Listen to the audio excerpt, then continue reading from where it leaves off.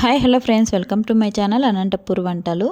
అనంతపూర్ వంటల్లో ఇవాళ వీడియో అయితే చూసారు కదా.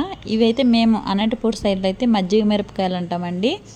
అదే చల్ల మిరపకాయలు అంటారు కదా, అవి ఇలా ట్రై చేయండి ప్రతి ఒక్కరు, చాలా బాగుంటాయి. ఇక్కడ నేను 2 కేజీల దాకా పచ్చిమిర్చిని తీసుకున్నాను. వీటిలో అంటే అన్నీ కూడా ఇలా పెద్ద సైజులో ఉండేటివైతే తీసుకోండి, చిన్న చిన్నవి అయితే తీసుకోవద్దండి.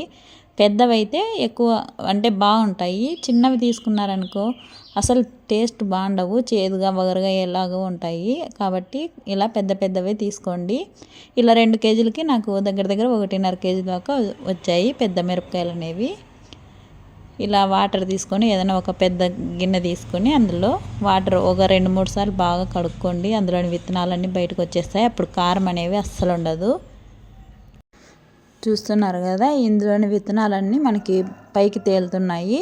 ఇలా బాగా 2-3 సార్లు బాగా కడుక్కోండి. ఇలా ఏదైనా బొక్కల గిన్నె ఉంటుంది కదా, అలా దాంట్లో వంపేసుకోండి, నీళ్ళన్నీ పోతాయి. ఇక్కడ నేను 1 లీటర్ దాకా పెరుగు తీసుకున్నాను. విస్కర్ తీసుకొని ఇలా బాగా కలుపుకోండి. ఇక్కడ నేనైతే ఒక పెరుగు బకెట్లో వేసుకుంటున్నాను ఈ మజ్జిగ మిరపకాయలన్నిటిని. 1 లీటర్ పెరుగుకి 1.5 లీటరు లేదంటే 1 లీటరు, ఎంతైనా మన క్వాంటిటీ అంటే మిరపకాయలను బట్టి తీసుకోండి. నీళ్ళు కూడా ఎక్కువ వేసుకోవద్దండి. కాసంత మజ్జిగ ఉంటేనే, పెరుగు బాగా ఎక్కువగా ఉంటేనే బాగుంటాయి. ఈ మజ్జిగ అనేది ఇలా విస్కర్తో కలుపుకుంటేనే మనకి ఉండలు లేకుండా ఉంటుంది పెరుగు. ఇక్కడ నేను ఒక పావు కప్పు అంటే మనకు రుచికి తగ్గట్టు ఉప్పునైతే యాడ్ చేసేసుకోండి. నేను ఇక్కడ రాళ్ళు ఉప్పు వేసుకున్నాను. ఇలా మొత్తం బాగా కలుపుకొని నేను హాఫ్ దాకా పక్కన పెట్టుకున్నాను మజ్జిగనైతే. ఇలా మిరపకాయలు అన్నిటిని వేసుకొని నేను పైన అయితే వేసుకుంటున్నాను మిగతా మజ్జిగని. ఇలా బాగా కలుపుకోండి.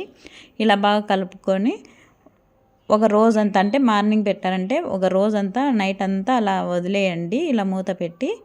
మనము అంటే ఒక రోజుకే ఇలా ఊడతాయి అనేది ఏం లేదు. ఇలా కలర్ వచ్చినప్పుడు ఎండలో అయితే ఆరబెట్టుకోవాలి. చూసారు కదా, ఇలా బాగా ఊరాయండి మజ్జిగ మిరపకాయలు అనేది. ఇలా నేనైతే బయట అయితే ఎండబెట్టుకుంటున్నాను. ఆ మజ్జిగనైతే పడేయకూడదండి.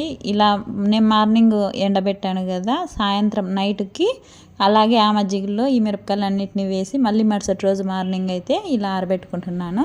ఇలా ఒక 2 రోజులు చేయండి. ఇలా మళ్ళీ ఎక్కువ రోజులు అయితే మజ్జిగలో పెట్టుకోకండి. ఒక 2 రోజులు పెట్టుకొని ఇలా ఆరబెట్టుకుంటే సరిపోతుంది. 2 రోజుల పాటు మజ్జిగలో వేసుకొని ఇలా ఆరబెట్టుకుంటున్నాండి.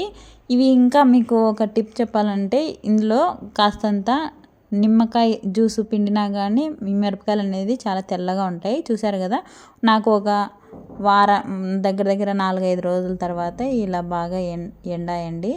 ఎండ బాగా ఉన్నప్పుడే పెట్టుకోండి, ఎందుకంటే ఎండ లేనప్పుడు పెట్టుకుంటే అస్సలు ఎండనే ఎండవు. ఒక వారం 10 రోజులైనా కానీ అస్సలు ఎండవు.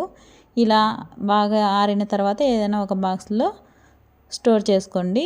చూసారు కదా, మజ్జిగ మిరపకాయలు అసలు కారం ఉండవు, చాలా బాగుంటాయి. ఇందులో కాంబినేషన్ అయితే పప్పు అన్నం అయితే చాలా బాగుంటుంది. మీరు కూడా ఒకసారి తప్పకుండా ట్రై చేయండి. రెసిపీ నచ్చింటే ప్రతి ఒక్కరు లైక్ చేయండి, షేర్ చేయండి, సబ్స్క్రైబ్ అయితే చేసుకోండి.